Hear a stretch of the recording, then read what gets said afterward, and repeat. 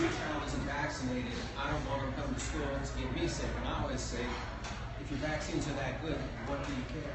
Right. You're not going to get sick. You know, here's my new answer to that question. Here's my new answer. Turn the cameras on the audience just for a second. I love this.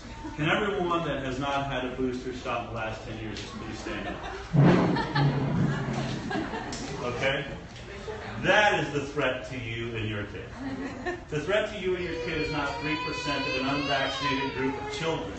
It's the fact that almost every walking adult in this nation right now has not gotten their booster shots.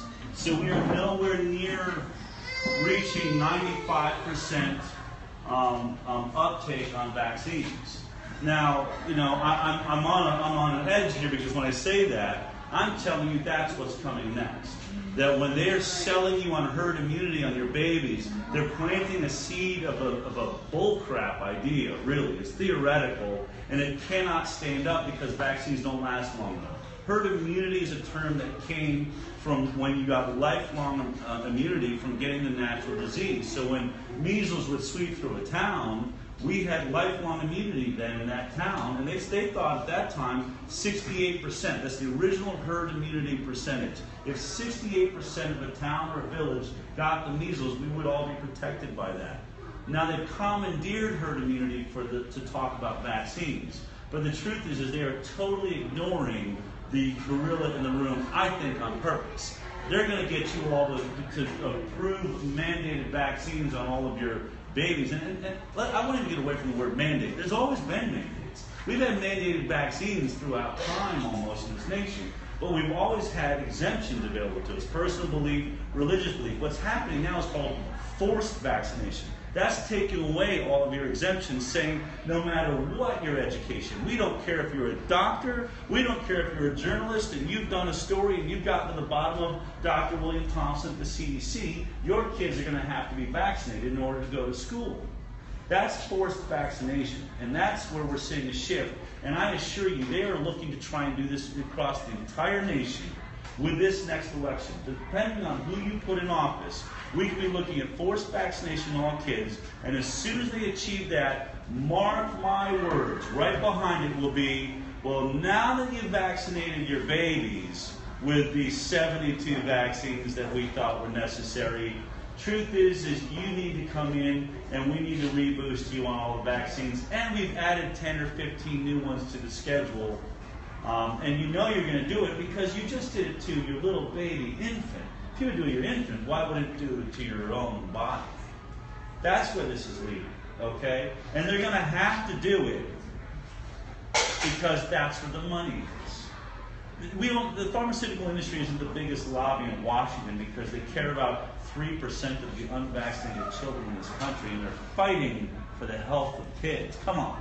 What lobby has ever been in Washington fighting for anything except their own corporate power and their own corporate finances? That's what they're doing there, and they have a brilliant plan. I got hats off to the pharmaceutical industry. I mean, you can't beat this business model.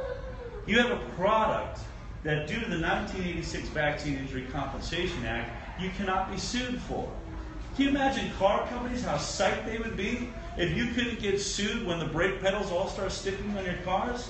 And what, do you think they'd recall them? Like, sorry, that's just a casualty issue. We're not even sure it happens. Our science shows that that's not actually happening. Those people, they're just bad drivers. And that's where we would be. People crashing, careening off a bridge, slamming into each other. Who would fix the brakes if they couldn't be sued for it? Who's going to fix a vaccine if they can't be sued when it injures somebody? And then you only have one other stopgap left to try and incentivize this corporate power to do the right thing and fix a defective vaccine, which is what this movie is about. And that's consumer choice. Consumers can still say, hey, I've read enough about your vaccine. I've read enough about cars smashing into each other and bad brakes. I'm going to go for a different product, or I'm not going to drive, or I'm not going to use that vaccine. Then they would say, you know what? There's just too many people falling off, which is actually what's happening right now. That is why these forced vaccinations are coming, because too many of us are too close to people with injured children. It's just a simple fact of the matter. The river has swelled. It's caught up to them. This lie has caught up to them. These CDC scientists had to have known. I'm sure they were planning to be after their lifetime so they could get out of Dodge before they got caught. But I'm saying to Colin Boyle and the rest of them, please visit your grandchildren, because if I have anything to say about it, you're going to prison for lying and destroying the lives of children all over this nation. It has caught up to you. We now all have neighbors. We have friends. We have relatives that are being injured every day by vaccines. The floodgates are open. And now they're going to try and force them on us because they've lost the court of public opinion. They've lost our confidence. I'm not making them lose it. The nation has already lost it. We're just giving them the reason why they've got that sinking feeling inside of their gut.